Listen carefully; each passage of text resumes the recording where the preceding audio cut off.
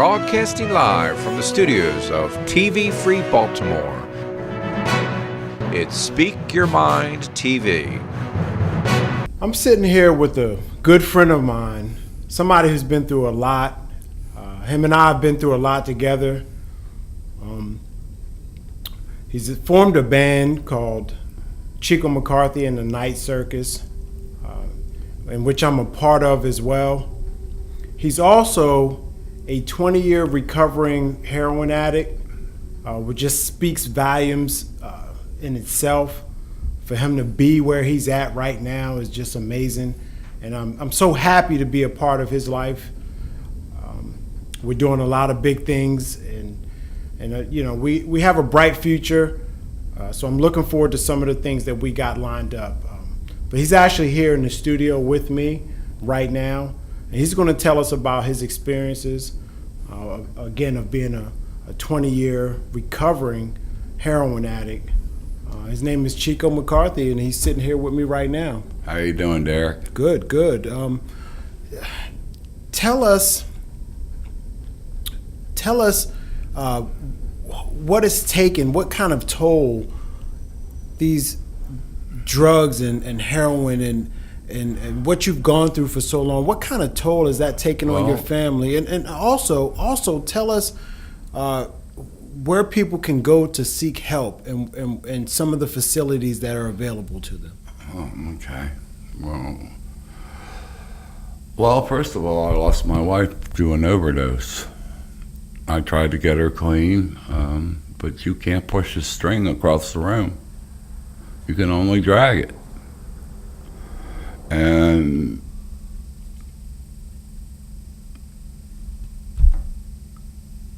as far as treatment centers,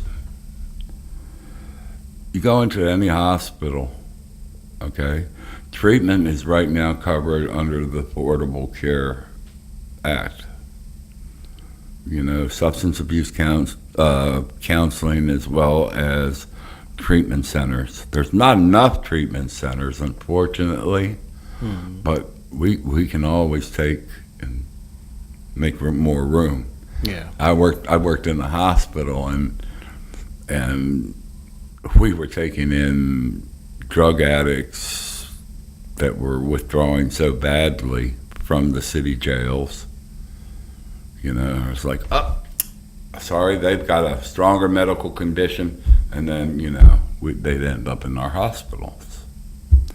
But the hospitals, treatment centers, you know, I wish I could go to one of these fancy ones that are on the bay in California, but we've got some really good treatment centers in Baltimore. Johns Hopkins has really played a big part of my recovery. University of Maryland, we're lucky, we're blessed in Maryland to have so many hospitals in the area. When you get out to the rural areas, that's another story. right. But, you know, I'm not crazy about methadone programs because they reward bad behavior. And I'm not going to get into all that, but methadone programs are a good way, you know, a good program, not one that's more. Methadone has become a business. Yeah. Don't even get me started on that one. Well, I can imagine. But I mean, a doctor gets a license to push methadone, and that's all he does. You know, he'll pump it out. He'll pump it out, and he'll feed so many, and he'll open another one and another one and another one, and it's just a dealer with a different cause. Just real quick here, I'd like to go back to your wife and the situation with her, just real quick. And I know it's a touchy subject. Well, that's all right. If I break down and cry, we'll handle it. Yeah. She was also a heroin addict, am I correct? Correct. How long did you guys do this? And you did it as a couple, right? Yeah, 10 years. 10 years? An addict with her. Together, you guys. Well, my addiction with her was 10 years. Was this something that you guys picked up together, or was it something that she was doing before you met, or you were? It was doing? something she was doing before I met, and I had dabbled. Okay. You know, I had the party boy blues. Is it true what they say? The first time you try heroin, you become addicted. The first time you do heroin, you fall in love because it washes over you. You start feeling warm in weird places, and you got to chase that high afterwards. It may not be the first time, it may not be the second time, but that shit hooks you. It hooks you and turns you. It changes your brain because you start worrying more about the drug than your responsibilities. And I'm a father of 6. 6 children. Yeah. Wow. Yeah. 3 that I really don't have much to do with, and 3 that I do. And you spoke on it a little bit before, but does that you think your drug use had a lot to do with some of the separation between you and your children? Yeah, seriously. I mean, in the 70s, I really wanted to run for the music. Okay, you know, I'm a musician. Back in the 70s, I started to run, and then I started getting into opium and painkillers and everything, and it took over my life. I mean, I was able to do work. You know, there's a lot of working addicts. We talked about that before. Yeah. So addicts that manage, functioning addicts. Thank you, is the word I was looking for. Functioning addicts go to work. It could be a doctor, lawyer, could be just about anybody, and you would never suspect it, correct? Right. I mean, you just. I remember. This is a strange story. I'm going to throw this in here for free. I went out to cop in a hurricane. Now, a normal person would not go out in a hurricane to try to go buy drugs. So I'm trying to get back. I'm on Moravia, and I'm trying to get to, whatever street. I hail a cab. The cab driver is smoking crack. Wow. He's like, "Here, you want some?" I'm like, "No, just let me off on the corner." What a story. Yeah, I'll be all right in the hurricane. Just, wow. But yeah. Imagine I mean, that. But who goes out to cop in a hurricane? A real life, true hurricane. addict. Yeah. Well, I'm just saying somebody who really needs to fix drugs. Yeah. Yep. I mean, and that's probably why the cab driver was crazy enough, one, to be out there in it, and he probably felt that he can get away with smoking. I thought I was in a Hunter Thompson, Hunter Thompson movie. Amazing. Yeah. Well, I wanted to ask you this as well, and I wanted you to kind of be the myth buster in this theory here. But is it also true, or they say that your first time indulging in heroin, after that, it's never the same feeling. So it's the first time that shit. You'd be looking for that same high, that initial high. Wow, that is sad. And that's so sad. The only high that I've heard that's ever come close for anybody is that one that takes them out and they give them the Narcan. And they 9 times out of 10, when they give them the Narcan to bring them back, they will cuss them out. The people that saved their life. That's crazy, and it makes sense. It's crazy, but it also makes sense at the same time. You just want to be over it. Yeah, A junkie's prayer. Yeah. title of one of your songs. Yeah, our next hit we are here. Yeah, we gotta put that one together. We're real excited about that. I'm also a member of the Night Circus. That's Chico's blues band, and we actually have a couple songs together.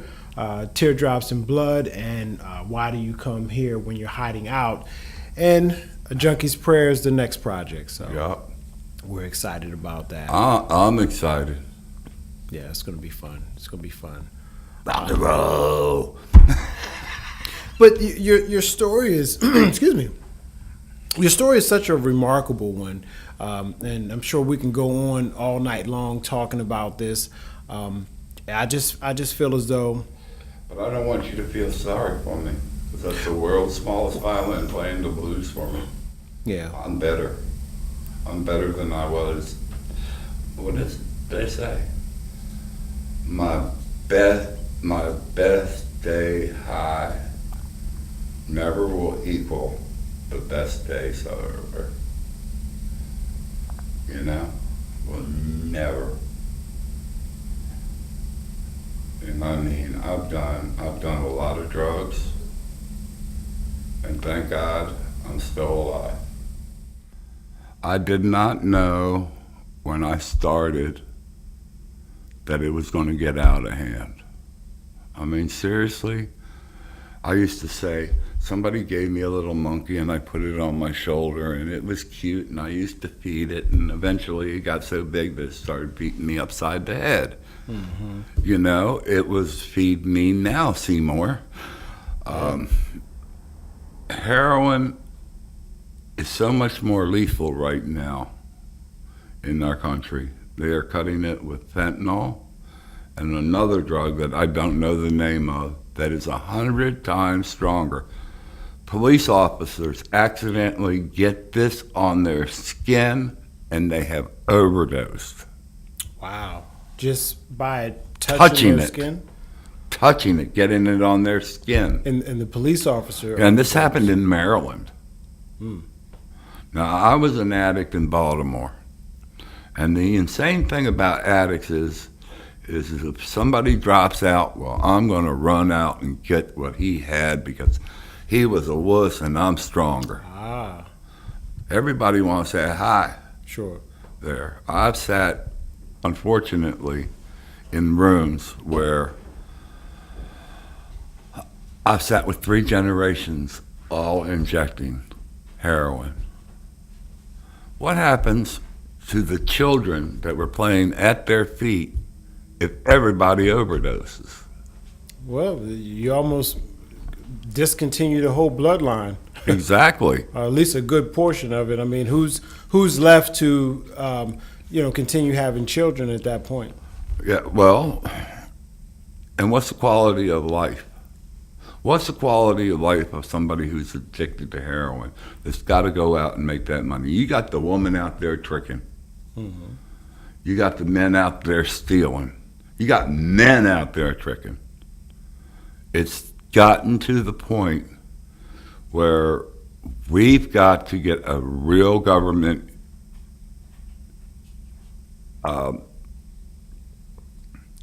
intervention.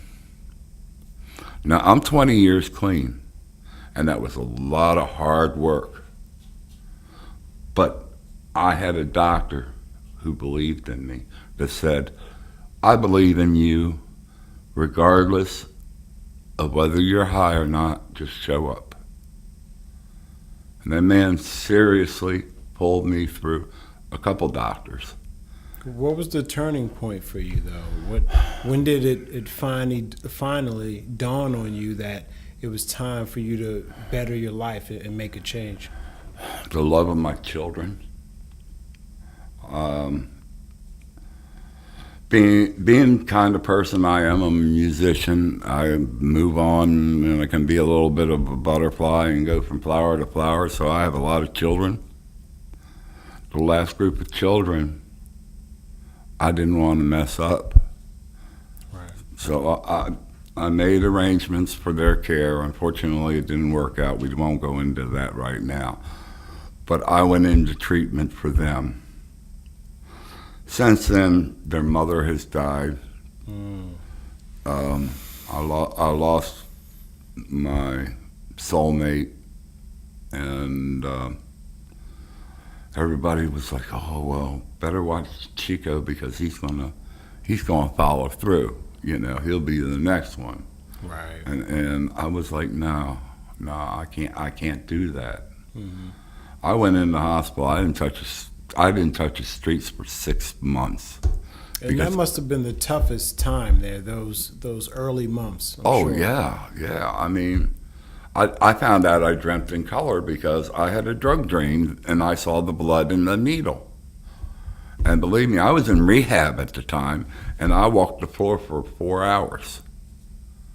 Just walked the floor back and forth. Pacing back and forth, yeah. Yeah, I mean, I was like, I don't know if I was going to run out the door or what.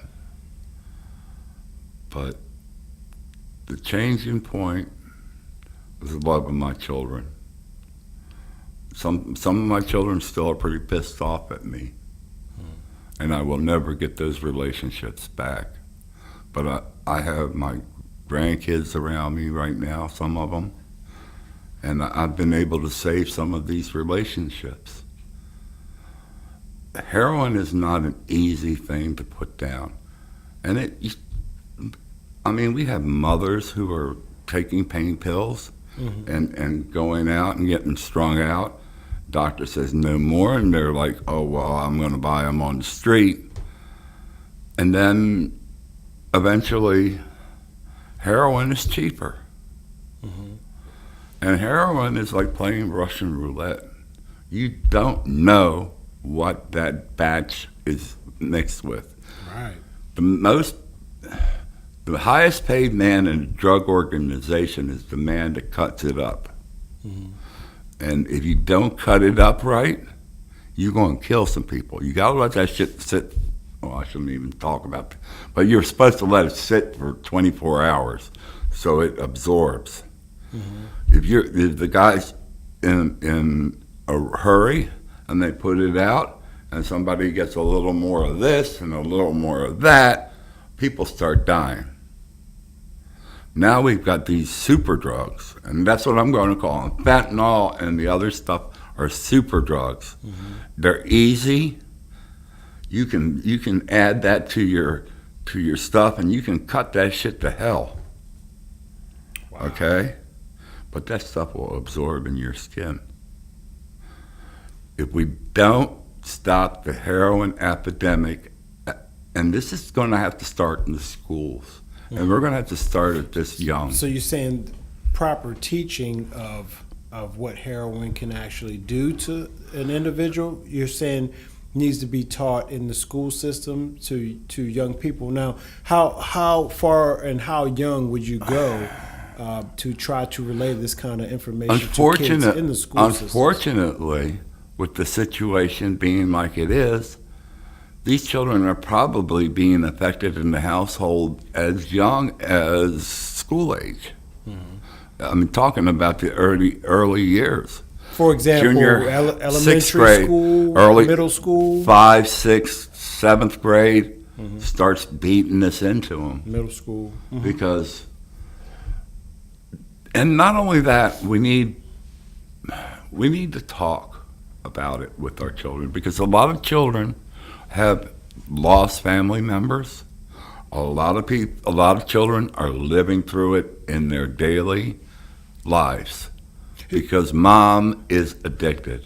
Do you feel as though parents are uncomfortable talking about this subject to young kids, to their young children?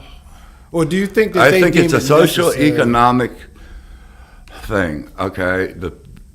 You remember the safe suburbs? Remember that term, safe suburbs? Mm-hmm. You know, we don't have those problems in the suburbs.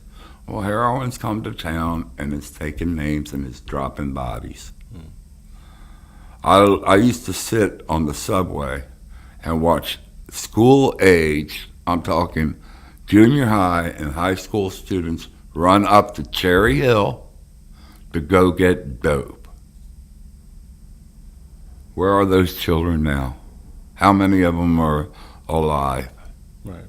Some of them obviously didn't make it through.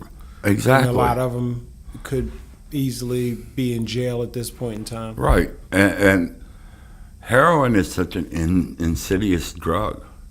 It really is. It changes your brain chemistry. Now, it affects the frontal cortex of your brain. Mm-hmm. This part here that says no. Mm-hmm. Okay? That's the first one it affects, because all of a sudden you're like, F the rent, I got to get well. Right. And then eventually what happens is you're struggling just to get well. You're not struggling to get high. You're just trying to get well so you can. I'll tell you a little story. I used to be homeless in Baltimore, and I would see the guys going up to where the drug dealers were 5:30 in the morning to go get their drugs so they could be normal and go to work. Just like cocaine was on Wall Street, the cities, Baltimore City is a very unique place because it's a port. Sure, absolutely it is. And it's hooked up to the 95 thing. So it comes in Baltimore. It's cheaper in Baltimore than it is in New York because of the way it is. And a lot of times, supply and demand. You have drug crews running roughshod over whole communities. And when they start beefing for corners, as I call it, that's when they start shooting. Okay? And they start shooting, and they're not really good aims. They'll take everybody out. You give them a submachine gun because they can afford it. We should make bullets like $10,000. But I mean, a lot of collateral damage. A lot of collateral damage. And then it's got to end. Well, let me ask you this. In Baltimore City, and I'm sure you already know this, you're actually talking about it now, we pretty much lead the nation in homicides, and we have a very high rate of homicides yearly. How much of that do you attribute to the heroin epidemic versus just, gangbangers or somebody who robs somebody and decides to kill them, or those type of gang crimes? Banging is, you got to make money when you're in a gang, okay? Because you want your crew good. So you start giving them better weapons and stuff like that. Well, how are you going to pay for them weapons? How do you pay for them bullets? Hustling drugs. And the reason you've got kids who stash guns all around their corners is so their lieutenants can grab a gun when somebody comes to try to take their stuff. So. Well, you don't hear that in the news anymore. You don't hear it now. They do mention that it's drug crimes primarily, but it doesn't seem like people are trying to pinpoint what the drugs are, what's the more common drug that might be causing this. Now you would ask, you might ask me, why is that important? Because in my opinion, if you pinpoint what these drugs are and start really focusing on trying to stop the import or trying to really crack down with whatever task force or whatever means that we have at our disposal to try to minimize the influx of these drugs, then maybe that will slow down some of the crime. Well, in theory, I mean, yes, in theory, it's a good theory. In theory, of course. It's a good because theory. There's no guarantees there. No. That doesn't mean Okay, bad for one people thing, or people Baltimore, are gonna stop killing we each always other. say, what side are you from? What side of town you from? I'm from all over, but right now I live, I Okay. guess, kind of I was east side. southeast, I think it is. East side. I was east side. Okay? So those east side crews always fight with the west side crews because there's only so much territory. Right. There's only so many, and the police know it. The police know why you're standing on that corner. Right. But if you get a 3-year-old, shoot a 3-year-old, then all of a sudden it gets hot. That's when they really, really want to do something. They want to do It's a something. That's major when you problem get the now. mayor and the city council and everybody who's running for office will go down on that corner. Well, because now you're talking about young people versus repeat offenders who have a history of these kind of crimes, which ultimately, ends in this kind of end result of violence. Why? Violent death. Ask yourself, why do the people get out who shot somebody? Because A, they're not afraid to take a life. Okay? B, they know they're going to be loyal. They bail them out of jail. So they make good lawyer? a good lawyer. I watched a lawyer actually get a case thrown out where they found literally a pound of cocaine in the house. And the excuse they had was, and I walked up to the lawyer and I said, "You're Superman." And this is when I was still ripping and running. I'm like, "I want your card in case I get." Well, it's so funny that you said it like that, because I was just about to ask you that question. If it were you and you were still out there in the streets like you were 20 years ago, you would be grateful to a great defense attorney like that to have as a retainer. So, Right. It's one of those kind of things where it depends on what side of the fence you're on when it comes to these things. And honestly, the lawyers, and the judges, and they, it's all the big thing. They let people out after they take a life. If they get caught with so much, what was that old saying? If you steal a little, they'll put you in jail. If you steal a lot, they'll make you king. And that's our heroine.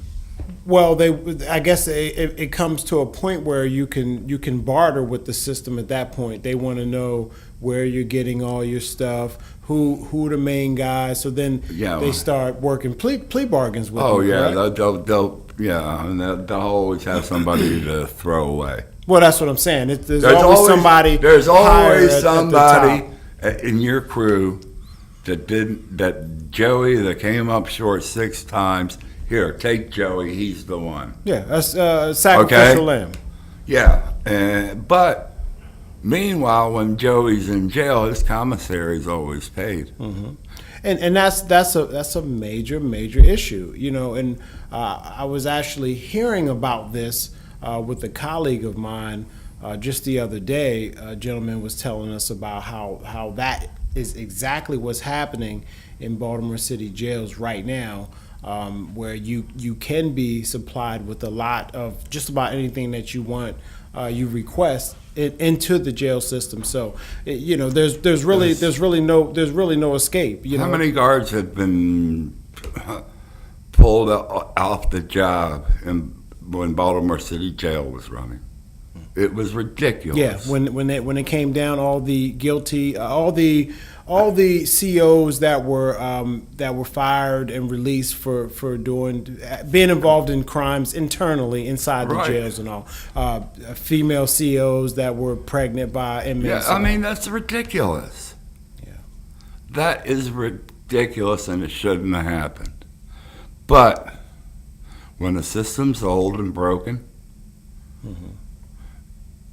cracks come in. Yep. And that's how, I mean, and for some people, it's easier living in jail Than it is on the streets. on the streets. Three square meals. 3 hots and a cot. Yep. Yep. So, Taxpayers pay for their lifestyles. They spend so much money chasing marijuana. Okay, I mean, so many people are in jail behind marijuana, and I don't count marijuana in this discussion. But so many black young men in Baltimore City are for a small amount of marijuana year, 2 years. But you get caught with 10 pounds of heroin, you got a lawyer, you're good. Right. I mean, it's serious. It's something that's been ongoing, and the thing that really shocks me the most is this is not new information. No. It seems like any and everybody knows about this, and it doesn't seem like much is being done. And if it is being done, or somebody is trying to do something about this situation, then how come the numbers aren't changing? How come we're not hearing about drug busts inside the prisons? How come we're not? And granted, a lot of this stuff could be disclosed as well. It might not be information that's always put right out to the public. But don't you think that that's something we should know? I mean, every now and then you hear about a drug bust. The jails are in broken. Jail. I was up in, I think it was Hagerstown or Cumberland. And I'm like, wow, look at this giant factory. It looked like the factory went on forever. And I said, what do they make here? Oh, that's a jail.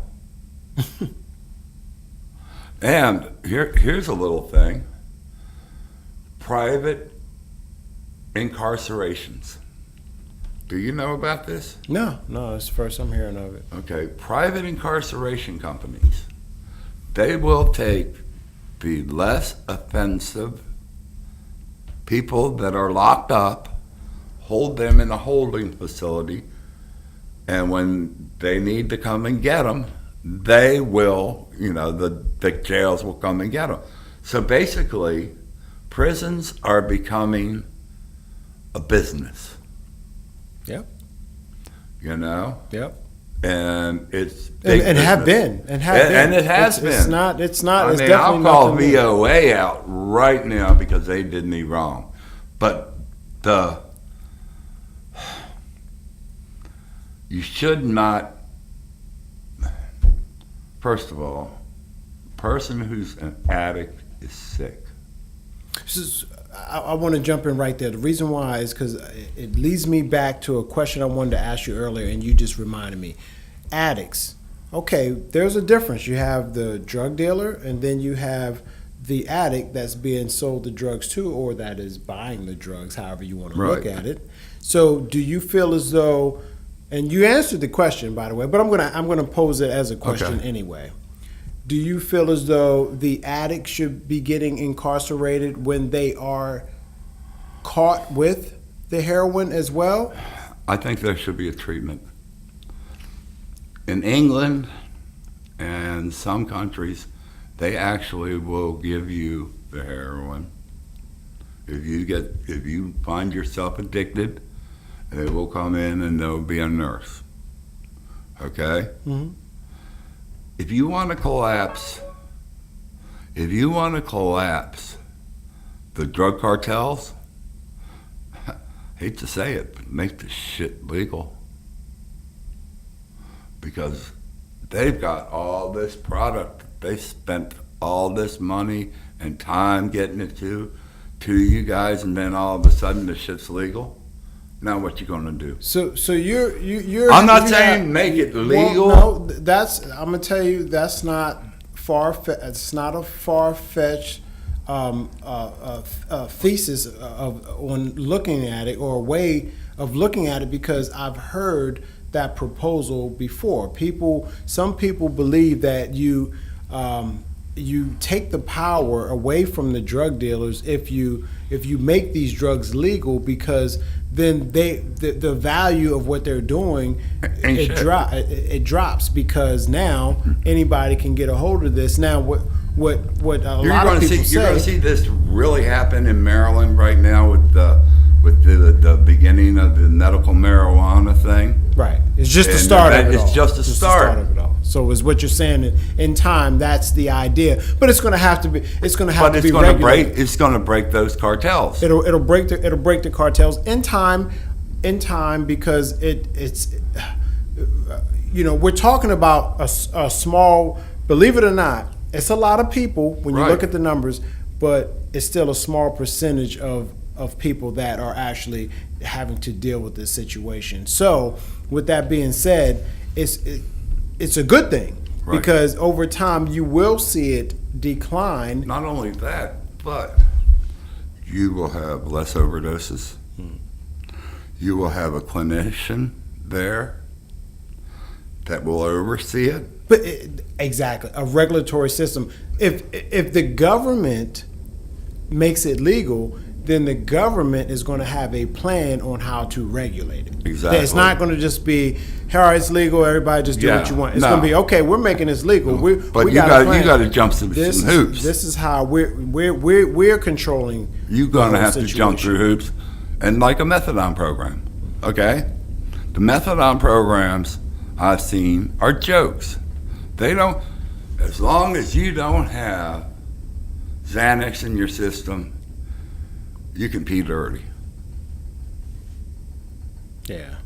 That's stupid. That doesn't make any sense. Well, the reason Xanax is because Xanax and methadone are a deadly mixture. Okay? But if you want to play at our game, you're a coach. Mm-hmm. If a student doesn't have good grades or can't handle the structure, does he play for your team? No. Okay. No, he won't be able to. He won't be able to handle all the duties and the pressures, responsibilities. And not only that, but we can start changing the drug culture by including education, including social work, because I love gentrification in Baltimore City. That drives me crazy. You all of a sudden make this block real nice houses, and it just gives the junkies better stuff to steal, you know? But if they gotta go to a program where, you gotta do so many hours to work towards getting a job or whatever, start educating, start taking, instead of having everybody run out this way, start cycling it. And I know when I heard Kurt Anderson from Minneapolis, he's been trying to bring down the drug charges and stuff.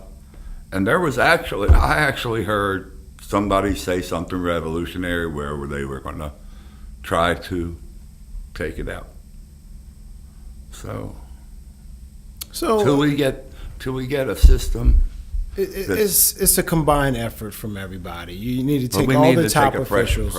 There has to be a right approach. It has to be across the board. Everybody, hands in. Everybody's in complete, agreement with each other on this approach. Across the board, from all systems, from the lowest to the top, uppermost government structures, we all have to contribute. What's the new movie that's going out right now with Tom Cruise, talking about flying in drugs and that's the truth. That shit actually happened. I have a thing about that sometimes. All the drug cartel movies, the Donnie Brasco's to the Scarfaces. But this is a true story. But the to me, CIA, Iran Contra, they wanted to pay for guns for the Nicaraguans, Well, what do the Nicaraguans have? They have plenty of cocaine. So what are we going to do? And the question is, why did they filter this through the black communities? Harlem, Watts. But you also would agree that, I mean, I'd love to sue Bill Clinton for his part in it. but also, this epidemic is not just affecting any particular race or gender. No. And I know that you It's like the genie's out of the bottle. But with so many people being affected, it's almost universal in a sense where you can't just isolate what ethnicity is it's not being more consumed by this. But they aimed it. They did aim it towards the poor. Mm-hmm. I mean, seriously. And then cocaine became, Studio 54 in New York. The coke was flowing. But it's population control. There's always an overall grand scheme. Mm-hmm. It's keep this population together doing what they do. But that philosophy changed. All of a sudden, it was an idea that the idea came about to break down structures, tear down some bad neighborhoods, and move those people into more rural areas. So what that did was that spread that style of living out into other kind of urban communities. It's funny to see a lot of those communities that were built up in that period where they started moving them out actually withered. I think of Hollander Ridge out off of Route 40. They built up these towers. I remember Hollander Ridge, what it used to be, and then now they've I remember going in there, and you would have to check in with a police officer before you go in there, but you would go in there and get your drugs. Yeah, they know. They know.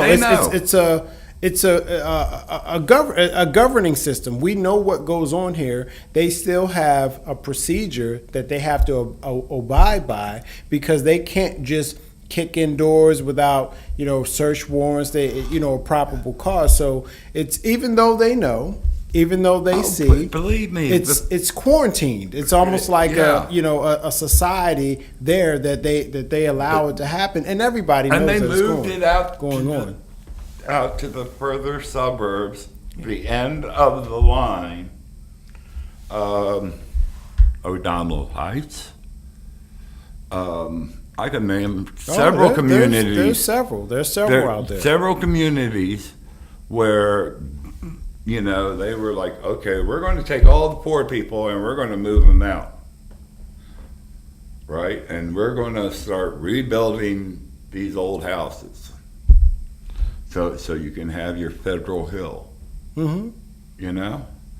Yeah, Federal Hill. But look at the cycle. Some communities that were really bad, they started getting better. Some communities that were really, really, really good, they started getting bad. It's like a cycle. I'll give you one better. Johns Hopkins has owned everything from Broadway almost to Patterson Park Avenue on Monument and Madison. Okay? That is the area that they want to put their medical park in. Mm-hmm. So what areas you go, that's like one of the biggest drug areas in the East Side. So they let the drugs happen, and graft is a lot. I mean, my father's from Chicago. The policeman always takes a little bit. Mm-hmm. These body cams, I'm loving these films that they're getting of the cops putting the dope, and they're planting the dope, and then they're going to cut on their camera. but they have a 30-second lag, and they're not used to the new technology yet. I mean, how many cases? I think 2 or 3 of them have come up on the news where they show the officer, because it comes on. It actually records. It's has like a delay, reverse delay. So when you touch the camera, it's already been taking images in. Okay, it's new technology. It takes images in, but the cops don't know it. So yeah, they're not supposed to be able to turn their body their cameras off. on or off, right, and they off get or caught on. sticking it in there. Well, how many people have they? I've had the cop tell me one time. I was like, "Well, why are you stopping?" It's probable cause. I don't have nothing on. Well, if I'll say you have something on you, you'll have something on you. I need to shut my mouth. And they threw me on the hood in front of a grocery store. I was walking in to get soda for my kids. Threw me up on the hood because I passed some dealers on the corner. They knew, okay, they're watching the dealers. They're watching the area. They're watching the dealers and busting. You're in a crime-infested area. Yeah. So they're busting all the junkies, but they're not busting the drug dealers. And I asked that question. Right. So now they're pinpointing who they want to Harass. And you want to say, you use the word harass. I'm going to use the word approach. Okay, Yeah. Which I get it. Believe me, Yeah. because I've had several conversations with mutual friends that you and I both know about this very same topic, and one has said cops are good. You have some good cops out there, and then he's also said you've got some pretty, you've got some pricks for lack of a better word right now, that harass people for no real apparent reason, and it's by choice. And I told him, I said a lot of that has to do with appearance. Oh, well, I think this guy, and they do that a lot. They size up. They did that to you. Yeah. That's what you got into because of the era you were in. Back 20 years ago, I had the long hair and the long beard. They looked at you and they stereotyped A white boy in a black neighborhood is going to get stopped. Right. Now, tell me something. Whoops. A black man goes through a white neighborhood and gets stopped by a cop. What do they call that? Well, they're going to call it racial profiling. What's the difference? It's just they know they cast that net, and they're going to pull in the little fish. They're not pulling. They know these guys are slinging. They know it. And just because I passed them and I nodded at them because these dudes do shoot. Yeah. Well, let me ask you this then. Okay. Now, a 2-part question. Did this incident happen to you 20 years ago when you were involved? When I actually got clean. When you actually got clean. Okay, that's the first part of the question. Okay. But second part is, do you find that these incidences they're few and far in between now that you've been clean for so long? Yeah. I mean, you're not in the neighborhoods anymore. But no, I don't go. You know my rule. Yeah. I don't play Baltimore City. That's right. So and I guess the point I'm trying to make is those high crime risk areas, I don't go in. Okay, and now this is just me. I'm speaking from personal experience. Well, you drive a nice car. I have no real business in those neighborhoods. Right. I'm not going to give any kind of indication that I'm in any way remotely involved with those guys that may be standing on the corner. Now, granted, I might stop at a convenience store in a neighborhood like that, go in to buy a soda or something, and as soon as that happens, I also run the risk of maybe being pulled over. Well, I'll give you a good example. Or you name it. A lot of those corner stores were slinging back in the day. Right. You're right. You're absolutely right. I mean, I bought drugs in many a convenience store, but You- 7-Eleven did he really just say don't that got on nothing. Nah, but I get it. I get it. But honest, me being in one of those crime-ridden neighborhoods, well, they'll look at you and say, well, you know, he's well dressed, and they're not gonna harass you. But me, if I go in those neighborhoods, I don't go in them neighborhoods because I'm a left turn away from relapsing. Right. All these years, that's my thing. I'm one case away. I But understand. if I went down into those neighborhoods, we had a birthday party. I had a cop pull up to me, and I was actually had food poisoning, and I was throwing up. I had eaten double D's, and I was sick. And the cop told me, get me and my children the blank out of there. And if he saw me, he was going to lock me up. And we had a big birthday party for my son. And your kids are with you when this happened? Yes. Hmm. They used to call him Big Head. Officer Big Head.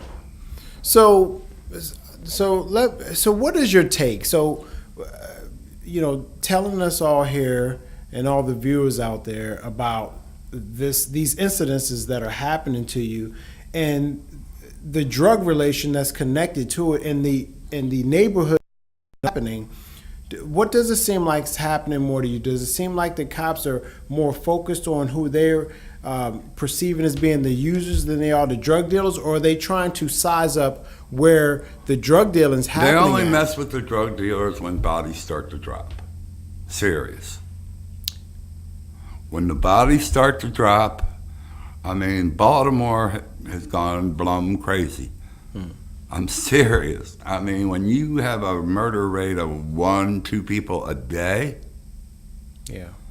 and it just makes me cry, because look at all the lost potential. We're human beings. We're all equal. Just because Ben Cardin grew up in a drug filled neighborhood and became a neurosurgeon. How many Ben Cardins are there out there? Doesn't happen frequently. I mean, and it How does many happen. Could be. And there's a lot that could be if in a better structured environment and situation. I'm one that's a firm believer that after a certain age, in most cases, you are kind of put in an even playing field, and you should at some point realize that if you're not happy with your living situations or conditions, then you should work towards getting your way out of it. However, there is a flip side to that, and that flip side is living so long in an environment like that, it makes it a little more difficult depending on how many charges or how many times, which is the same thing as charges, you've been incarcerated, and now that you're trying to fit back into society. So Right. it makes it a little difficult. So Yeah, and my big thing is, along with the drugs, is the violence issue. Okay? When you take a life, you need to spend more than 10 years in jail. Okay? The people, when the person owing child support, okay, because he can't afford to pay his child support, gets more time than a shooter, there's something wrong here. yeah, I agree. There is something wrong here, and we we won't change it until we look at it. Well, let me ask you this, and we're gonna close this interview up. But Okay. what is your if you had the opportunity to pass a law or to do something so detrimental to all of us and helpful, what would that thing be? What do you think could actually help the drug epidemic, the crime and the violence that's taking place in Baltimore City right now? We need to stop. Plain and simple. If I had to pass a law, I would make being an addict not a crime, but a treatable thing. Selling drugs, lock your ass up. Get the government involved into this drug epidemic. I'm sorry, I didn't mean to break your mic. Okay. To this drug epidemic, step in and maybe set up a structured way like England has or Scandinavia has. I know somebody has a wife from Scandinavia, and I'm sure he knows, but that's what I would do. Well, that sounds like something that could work if enough time and effort was put into building such a structure or conforming a law like that. And I just want to thank you for being so brave and honest and candid with us to tell your story, and also congratulate you one more time at being 20 years clean and having completely changed your life around. Being a musician, I know the name of your band is called the Night Circus, Chico McCarthy and the Night Circus. So not only are you a recovering addict, you've also formed a union with other guys that trust and believe in you, and you're a blues / jazz musician that plays out quite frequently. So it's fun. I know a lot more than what I'm saying right now. A lot more part of that. Lot of stuff. That's it cool. gave me a lot of stuff to write about. I bet it did. The stories that you were able to tell, and still able music, to tell. Yeah. So I really appreciate you coming on to the Speak Your Mind television show, and great having you here in the TV Free Baltimore studio, and hope to have you back again soon, Hey, Chico. man, Baltimore Free. I like to sign under that. That's right. So, okay, well, it's been another great episode of Speak Your Mind TV, and my special guest was Chico McCarthy, and we will see you all next weekend on the Speak Your Mind TV show. Have a good night. Broadcasting live from the studios of TV Free Baltimore. It's Speak Your Mind TV.